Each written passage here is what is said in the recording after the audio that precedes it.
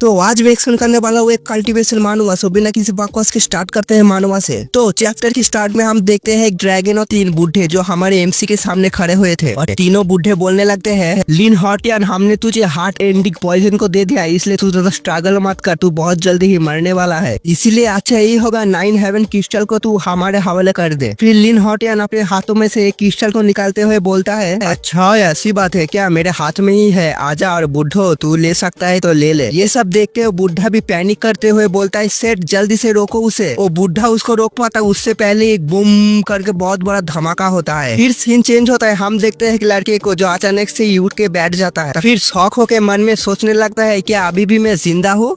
The legendary 9 heaven crystal is real, I am back. मैं वापस तो आ गया but I lost all my cultivation base. मुझे अभी सब शुरुआत से शुरू करना पड़ेगा। रवि और जोश में अपनी मुट्ठी बंद करते हुए बोलता है, चलो ये भी ठीक है, इस जिंदगी में मैं हर एक ड्रीलम की पीक तक पहुंच के ही रहूंगा। पर पिछली जिंदगी में मैंने बहुत सारी गलतियां की है, पर इस जिंदगी में मैं एक भी गलती को नहीं दोहराऊंगा, तभी तो मैं इस दुनिया पर रूल कर पाऊंगा। तभी वो लड़का कमरे से निकलते हुए अपने बारे में हम लोगों को बताता है, ये है गुओ मेंशन और मैं हूँ लिन क्यू। मेरी लुओ फैमिली बहुत ज्यादा डिक्लाइन हो गया, इसलिए मैं गुओ फैमिली में आया हूँ। लॉर्ड गुओ ने प्रॉमिस किया था उसकी बेटी के साथ मेरी शादी के लिए, और ये बात मुझे मेरी माँ ने बताई, इसलिए मैं यहाँ पर आया हूँ। फिर लिन चलते चलते एक कमरे के सामने आके रुक जाता है। तभी उस कमरे में से कोई बोलता है, क्या तुम सच में उसके साथ निंग की शादी करवाने वाले हो? तुमने ऐसा प्रॉमिस दिया ही क्यों? तुम अभी एंगेजमेंट के लिए एग्री हो गए। अगर तुम अपने बातों से अभी पीछे हटोगे तो लोग हमारे ऊपर हंसेंगे। क्या तुम सच में अपनी बेटी को सेक्रीफाइस करोगे बस एक प्रॉमिस के लिए? तभी और एक आवाज बोलता है, तुम कुछ ज्यादा ही सोचती हो। लिन क्यू बहुत अच्छा लड़का है, वो अभी यंग है, आई एम श्योर वो अगर हार्ड वर्क करेगा तो बहुत ऊपर तक जाएगा। और लिन वहाँ पर खड़ा होकर बस सुनता है, कुछ कहता नहीं। फिर वो मन में सोचता है, पिछली जिंदगी में मैंने 100 ईयर्स तक कल्टीवेशन किया, तब जाके मैं एक पावरफुल कल्टीवेटर बन पाया और इस दुनिया में मैं फ्रीली ही जी सकता था,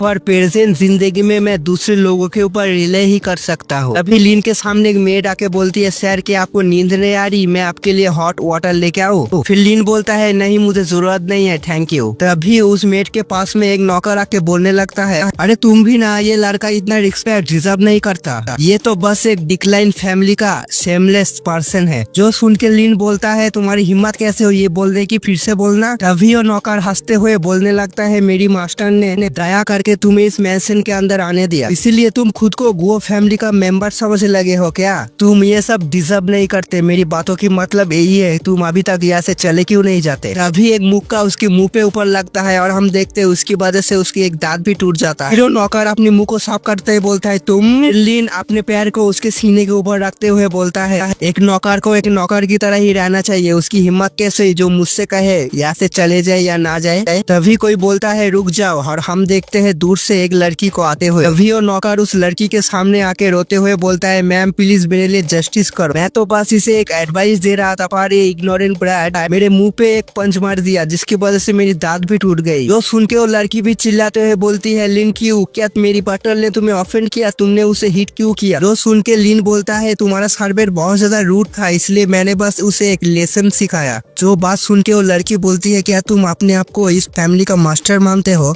तुम्हारी हिम्मत कैसे हुई मेरी सर्वेंट को एक लेसन सिखाने की? अभी साइड में से कोई बोलता है, यहाँ पर क्या हो रहा है? फिर उस आदमी को देख के वो लड़की बोलने लगती है, देखो तुम्हारी गेस्ट ने क्या किया। मुझे तो ऐसा भी लगता है तुम तो कुछ भी नहीं हो, वो मेंशन बहुत जल्दी ही लिन मेंशन में बदल जाएगी। जो बात सुन के वो आदमी भी एक ऑकवर्ड सा स्माइल देके बोलता है, मुझे लगता है ये कोई सीरियस बात नहीं है, बस एक मिसअंडरस्टैंडिंग है। जो बात सुन के वो लड़की भी गुस्से में बोलती है, मिसअंडरस्टैंडिंग? क्या तुम इसे डिफेंड करने की कोशिश कर रहे हो? अगर ऐसा ही है तो मैं ऐसे चली जाती हूँ। तो लड़का पीछे से सिर्फ डार्लिंग डार्लिंग कहते ही रह जाता है। फिर हम देखते हैं वो लड़की भी अपने सर्वेंट के साथ वहाँ से चली जाती है और मिस्टर गो लिन से बोलता है, मेरी वाइफ की तुम्हारे ऊपर मिसअंडरस्टैंडिंग है, प्लीज उसकी बातों को तुम दिल में मत लेना। जो बात सुन के लिन बोलता है, आप चिंता मत कीजिए मिस्टर गो, आप जो कुछ भी मेरे लिए किया मैं उसे कभी भी भूल नहीं सकता। जो बात सुन के मिस्टर गो एक ऑकवर्ड सा स्माइल देके बोलता है, ये तो बहुत अच्छी बात है, वैसे तुम इतनी रात को यहाँ पर क्या कर रहे थे? जो सुन के लिन बोलता है, मैं आपको फेयरवेल देने को आया था। अभी मिस्टर गो थोड़ा सा शॉक होके बोलता है क्या तुम जा रहे हो पर क्यों? फिर लीन अपनी हाथ कप करके बोलता है मैं बहुत दिन हो गए यहाँ पर हूँ और मुझे माफ करना, मेरी वजह से आपको बहुत ज्यादा ट्रैवल फेस करना पड़ा और वैसे भी मैं बहुत जल्दी यहाँ से जाने वाला था, बेटर ही होगा मैं आज रात ही यहाँ से चला जाऊँ। फिर मिस्टर गुस हाई करके बोलता है मुझे पता है तुम अपसेट हो क्योंकि मेरी वाइफ ने तुम्हें ऑफेंड कर दिया और उसके लिए मैं तुमसे माफी मांगता हूँ, सो प्लीज एक बार के लिए सोचो और यहीं पर ही रुक जाओ। फिर लिन बोलता है सच में उसकी वजह से नहीं मिस्टर गुओ, मैंने अपना मन बना लिया। फिर मिस्टर गुओ लिन से बोलता है मुझे पता है तुम बहुत चिंता में हो तुम्हारी फैमिली की डिक्लाइन के लिए, पर जो कुछ भी हो जाए कल मैं नील से बात करूंगी तुम्हारी और उसकी शादी के बारे में, इसीलिए तुम ज्यादा चिंता मत करो, मुझे तुम्हारे ऊपर पूरा भरोसा है, तुम एक दिन अपनी फैमिली को जरूर राइज करवाओगे। जो बात सुन के लिन बोलता है मैं यहाँ पर कुछ ही दिन के लिए हूँ फिर मैं चला जाऊंगा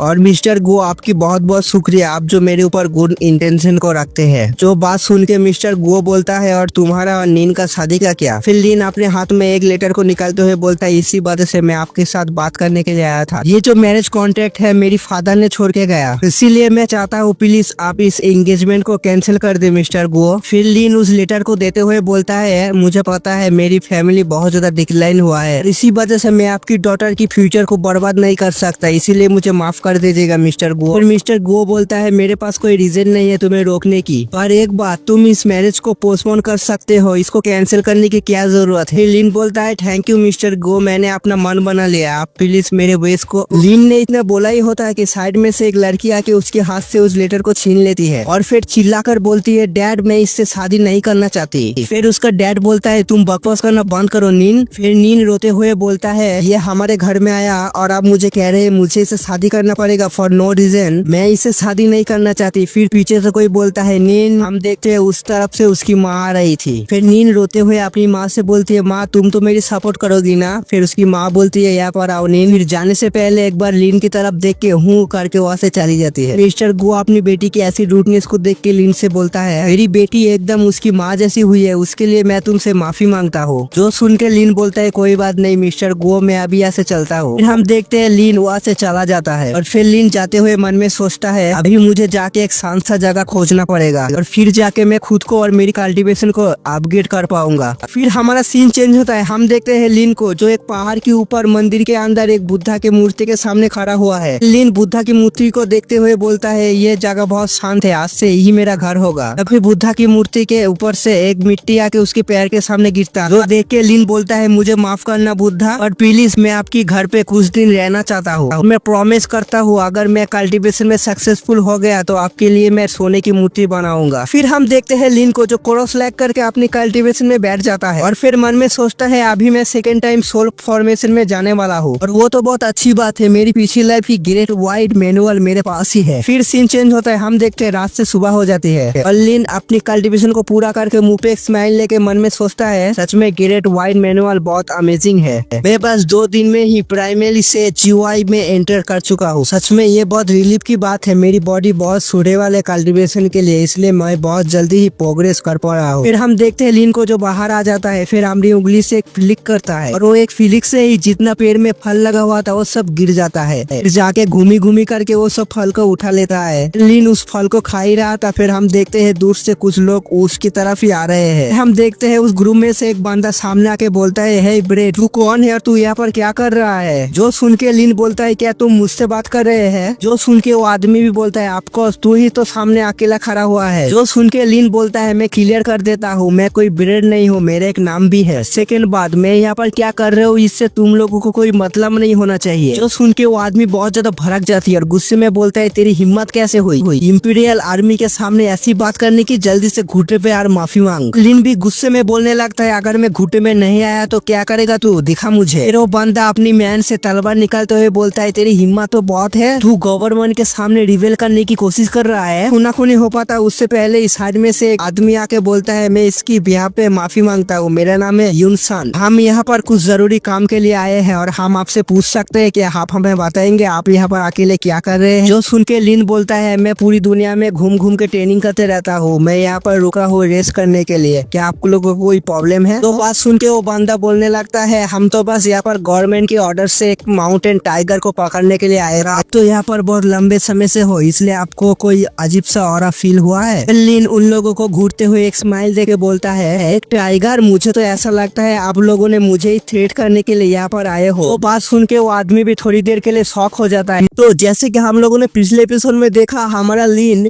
दो आदमी के साथ बहस कर रहा था, उनमें से एक जनरल और एक क्लैन का मेंबर था। तो इस चैप्टर की शुरुआत में वही जनरल बोलता है ये साला क्रेजी है, इसके साथ बात करने का कोई फायदा नहीं है, चलो हम लोग ये सब चलते हैं। जो सुन के वो आदमी बोलता है जनरल आप भी उसके साथ फाइट करने के लिए जा रहे थे, आपको मालूम होना चाहिए मासूम लोगों को प्रोटेक्ट करना इतना आसान नहीं है। फिर वो आदमी लिन से बोलता है लिसन यंग मैन, हम लोग यहाँ पर एक टाइगर को पकड़ने के लिए आए हैं और वो टाइगर बहुत सारा खूंखार है, वो बहुत सारे पीपल को अभी तक मार चुका है, इसलिए तुम जरा ध्यान से रहना। सुन के लिन बोलता है थैंक यू तुम्हारे ये बात के लिए, पर मैं खुद ही खुद को संभाल सकता हूँ। जो बात बोलकर ही उन सबको इग्नोर मारते हुए वहाँ से चला जाता है। लिन की ऐसी बातों को सुनकर जनरल भी मुंह बनाते हुए बोलता है साला कमीना पैथेटिक, खुद को क्या समझता है।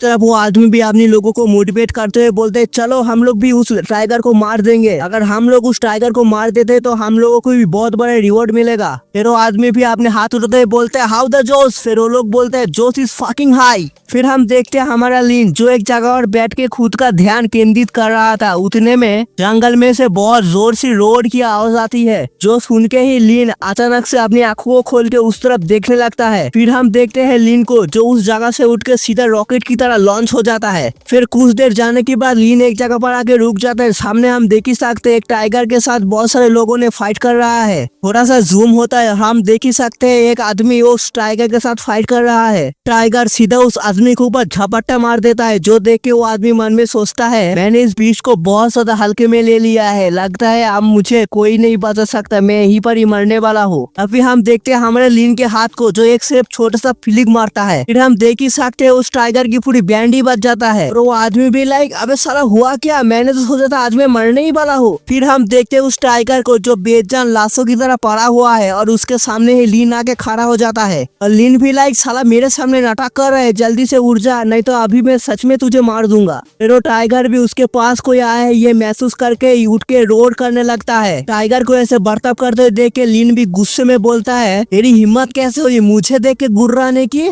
तुझे सच में मारने की इच्छा है क्या। फिर वो टाइगर भी अपने लिन को इतने गुस्से में देख के डर के हमारे भीगी बिल्ली बन जाता है और इस टाइगर को ऐसे बर्ताव करते हुए देख के लिन बोलता है मुझे पता है तुझे कल्टिवेशन करने को बहुत ज्यादा मुश्किल होता है, मैं तुझे सपोर्ट करूंगा अगर तू मुझे फॉलो किया तो। जो सुन के वो टाइगर भी बिल्ली की तरह हाव भाव करने लगता है। फिर हम देखते हैं हमारे लिन को जो उस टाइगर को माउंट बना लिया था और उसको पीठ के ऊपर बैठ के उन सब के सामने से जा रहा था। तो उनमें से वो आदमी बोलता है क्या आप एक इमोर्टल है। फिर हम देखते हैं उन सब ने लिन के सामने घुटने में आके बैठ के जोर से चिल्लाकर बोलता है ग्रीटिंग मिस्टर इमोर्टल, हम आपको रिस्पेक्ट शो करते हैं। जो सुन के इस तरफ लिन भी अपने स्वैग में बोलता है इसकी कोई जरूरत नहीं है मिस्टर यान, ये बीच तो सिर्फ जोर जोर से रोड करके मुझे परेशान कर रहा था, इसलिए मैं इसे रोकने के लिए आ गया और इसके लिए मुझे रिस्पेक्ट देने की कोई जरूरत ही नहीं है। तो इस आदमी का नाम मिस्टर यान है, तो आज से मैं इसको मिस्टर यान ही बुलाऊंगा।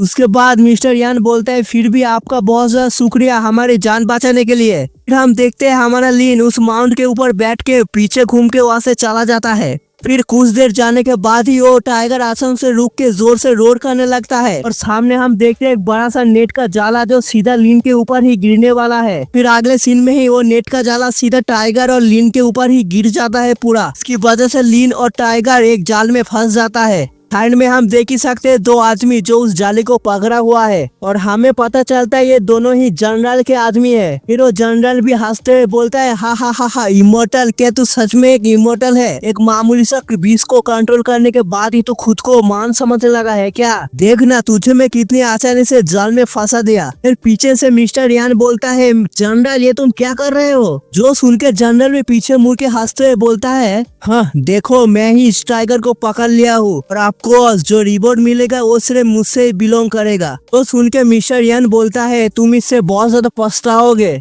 जो सुन के जनरल बोलता है पछताएगा मेरा जूता, साले मैं इसे सक्सेसफुली पकड़ लिया इसे बोल के तू जेलस फील कर रहा है ना। वो लोग ऐसे बातें कर ही रहे थे, उतने में वो टाइगर सीधा उस जाली को फाड़ के बाहर निकल आता है। फिर तो जनरल भी एक पल के लिए बहुत ज्यादा घबरा जाता है। इतने में ही वो टाइगर बाहर निकल के सीधा जनरल के ऊपर झपट्टा मार देता है। फिर हम देखते हो टाइगर सीधा उस जनरल की गर्दन को पकड़ के उसको फाड़ देता है। ये सब नजारा को देख के साइड से मिस्टर यान और उनके लोगों तो पूरा शॉक। हीरो टाइगर उस जनरल को मारने के बाद जोर से एक रोड मारता है। हम देखते हैं हमारा लियन टाइगर के ऊपर अभी तक बैठा ही है। सब नजारा को देख के जनरल का सोल्जर भी से भागने लगता है। हमारा टाइगर उन लोगों को भागते हुए देख के सीधा उन लोगों के पीछे जाके उन लोगों को चीर फाड़ देता है। ये सब नजारा को देख के मिस्टर यान और उसके चमचे तो और भी शौक, अबे साला ये हो क्या रहा है, मौत का नंगा नाच। लियन थोड़ा सा सीरियस सा फेस बनाकर बोलता है, सच में मुझे लगा नहीं था ये लोग मुझे ऊपर ऐसे हमला कर देगा। हमला तो छोड़ो, मुझे मारने की कोशिश कर रहे थे। तो सुन के मिस्टर यान और उनके लोगों ने सीधा घुटने पे आके सलामी ठोकते हुए बोलते हैं, हम लोगों को पता नहीं था ये लोग ये प्लान कर रहे हैं, प्लीज हम लोगों को माफ कर दीजिए।